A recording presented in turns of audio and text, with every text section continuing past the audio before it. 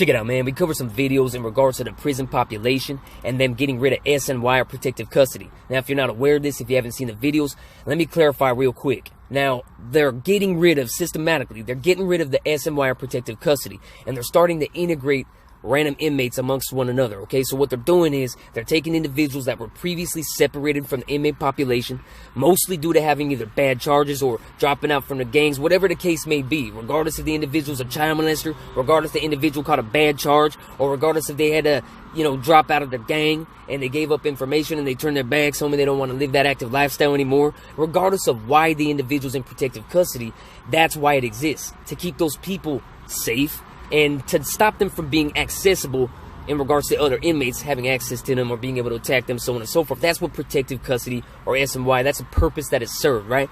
So then we hear that they're getting rid of that, okay? Now, a lot of individuals, including myself, were assuming, well, if they get rid of protective custody, that's going to deter people from preying upon children. That's going to deter people from snitching and throwing the next man under the bus.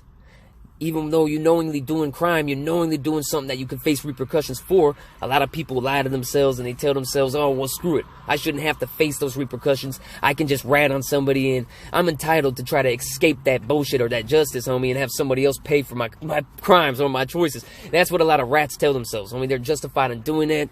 I don't know how the mental gymnastics commence, homie, but if you know you're doing something wrong, you know you could face repercussions. If you get caught, you got to face those repercussions like a man. Don't throw somebody else under the bus and try to make them face your repercussions. Those are mental gymnastics. You can't justify the unjustifiable. All right. So some of the individuals, aside from that, homie, are in SNY are rats. Okay, are people who turned their back on the gang, whatever it is, or didn't want to live that lifestyle anymore. But there's also child molesters. There's also predators.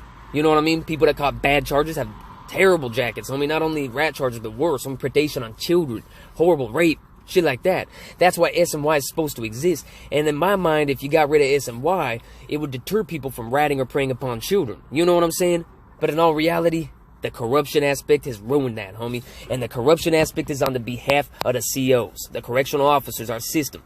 It seems like if you give people the opportunity to do something right, a lot of times they'll just corrupt that bullshit and they'll end up distorting whatever that is into their own personal gain or entertainment or their satisfaction. And now they're capitalizing on this integration, and what they're doing is they're pitting solid individuals, solid inmates that don't have any rat or rape or child molestation jackets, and they're throwing them into tanks outnumbered by child molesters, outnumbered by these SNY individuals that previously used to be SNY before this integration, but now they're just housing them all together and they're making sure the good inmates, the solid ones with clean jackets, are outnumbered by the ones who are child molesters and creeps and predators.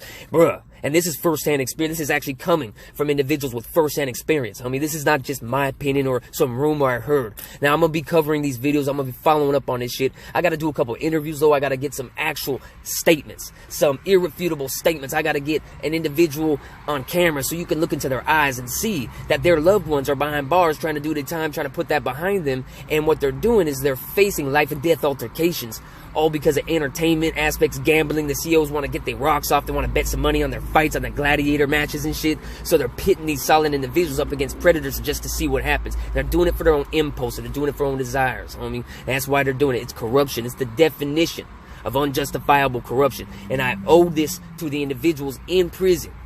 You know what I'm saying? I had to do this video because they're rotting, homie, in a cage surrounded by child touchers, homie, and they're being pitted against them in unfair death matches.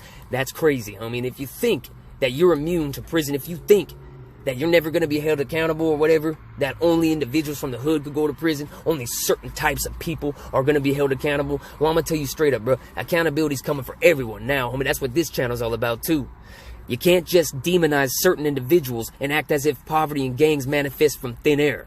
When a corporation owner moves his corporation overseas to capitalize on slave labor, it extracts vital resources and employment opportunities, creating lower-class, dilapidated regions. So that fancy corporation owner in his $3,000 suit and his Maserati who's shipping his corporation overseas, getting at them little child slaves and capitalizing on them and murdering them for profit, homie, those are the reasons as to why poverty and gangs manifest or form, bruh.